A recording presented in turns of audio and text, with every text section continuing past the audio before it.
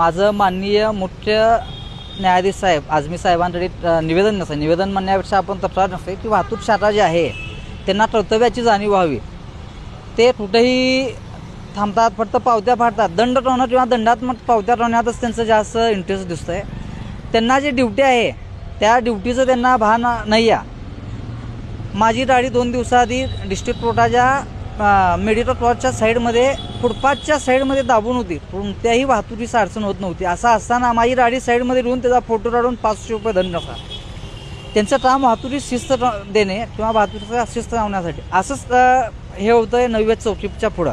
तिथंही 7-8 जण थांबतात. जे स्टुडंट आता 5-5:30 वाजता जे शेवासन शिवाजी शाळा सुटती तर तिथं थांबतात.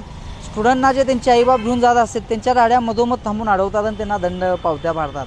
त्याच्याने वाहतुकीसाठी सुद्धा अडचण होती आणि ॲक्सिडेंट होण्याची शक्यता असते.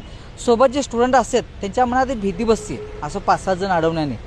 तसंच जितो ऑटो झोन आहे नवी पेठमध्ये पण मध्ये अशीच पावत्या पाडवते. 2200 रुपयाच्या दंड. वास्तविक सभागृहाने नवी पेठचा ऑटो झोन मंजूर असा आहे सभागृहाने. त्याच्याने सभागृहामध्ये एखादा विषय मंजूर होतो तेव्हा ते कायदा होत आहे. आणि ती नवी पेठ ही बाजारपेठ आहे. हायवे नाही आहे किंवा वाहतुकीचं हे नाही आहे. ते तिथं येतात. कोर्टापुढं तर कोर्टात सध्या बांधकाम 110 कोटीचं बांधकाम आहे. नवीन कोर्ट बांधण्याचं बांधकाम असल्याने ॲडव्होकेट सहित आहे एवढ्यांच्या गाड्या कोर्टाच्या दोन्ही साईडनी थांबतात. तर तिथं